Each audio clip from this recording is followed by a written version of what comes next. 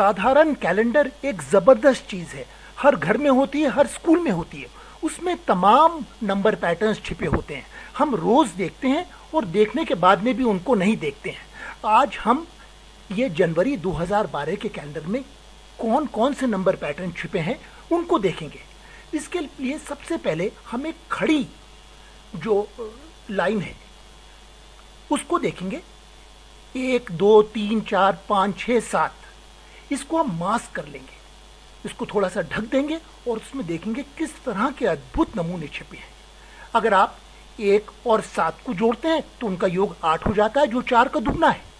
इसी तरह से अगर आप 2 और 6 को जोड़ते हैं तो उनका योग 8 है, जो 4 का दुगना है।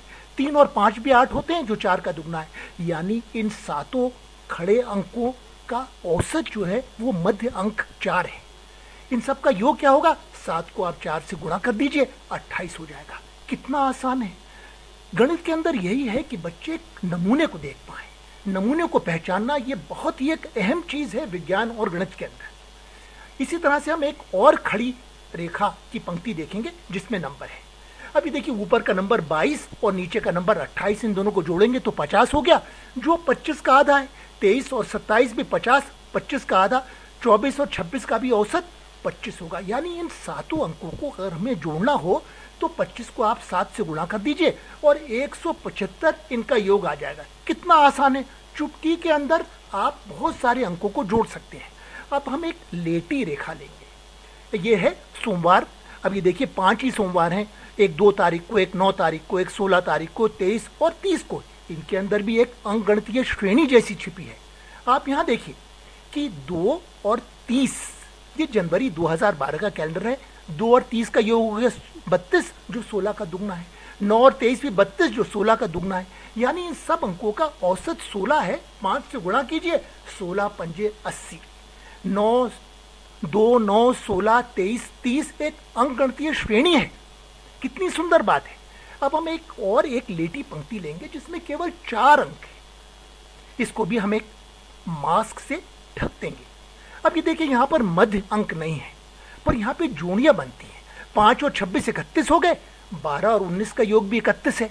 अब 31 और 31 को जोड़ा तो 62 हो गया।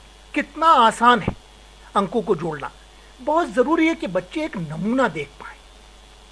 अब हम क्या करेंगे, इसी कैलेंडर के अंदर जो क्रॉस अंक है, 1 और 9, अब ये 3 और 11 14 हो गए, 4 और 10 भी 14 हो गए। इसी तरह से हम एक और देखेंगे, 15 और 23 हो गए 38, और 16 और 22 का योग भी 38 हो गया। यानी क्रॉस अंकों का योग एक बराबर होता है। ये अपने अंदर एक बड़ी खोज है। और इसके बाद हम थोड़ा सा ज्यादा एडवेंचरस हो सकते हैं। भाई 2 की बजाय, 2 बाय 2 की ग्रिड की बजाय हम 3 बाय 3 की एक खांचा लेंगे जिसके अंदर 9 अंक होंगे। अब इसके अंदर के नमूने देखेंगे। 1 और 17 हो गया 18, जो 9 का दुगना है। 3 और 15 18, 9 का दुगना। 2 और 16 का औसत, 20 का अंक 9। 8 और 10 भी इसी तरह से इनका औसत 9 होगा। यानी इस ग्रिड के अंदर जो 9 अंक हैं उन सब का औसत या एवरेज बीच का अंक 9 है। यानी अगर 9 को आप 9 से गुणा करेंगे तो 81 हो जाएगा, जो इन सब अंकों का योग होगा। कितनी आसान बन जाती है गणित, और कितनी मजेदार। जिंदगी के साथ में आप उसका एक रिश्ता देख पाते हैं। इसी तरह से हम एक और 3 बाय 3 की ग्रिड लेंगे। यहाँ 12 और 28 का योग हो गया 40, जो 20 का दुगना है। इसी तरह से 14 और 26 का योग 40, 20 का दुगना। 13 और 27 का योग 40, जो 20 का दुगना। इसी तरह से जो 19 और 21 है, इनको भी जोड़ेंगे तो 40, इनका औसत भी 20 है।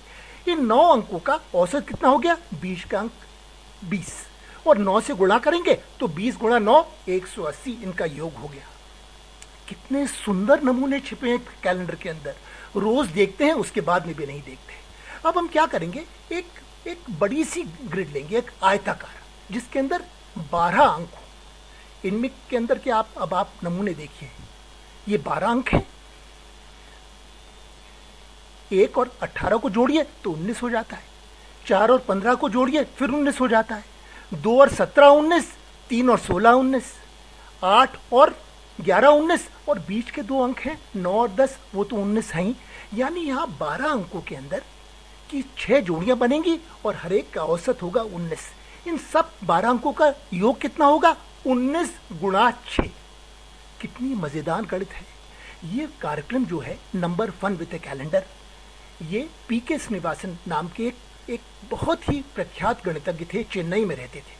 उन्होंने एक 100 प्रश्नों की किताब लिखी थी, number fun with a calendar, और ये कार्यक्रम उसी किताब से प्रेरित है। आशा है आप भी कैलेंडर के अंदर और नए नए नमूने खुद खोजेंगे।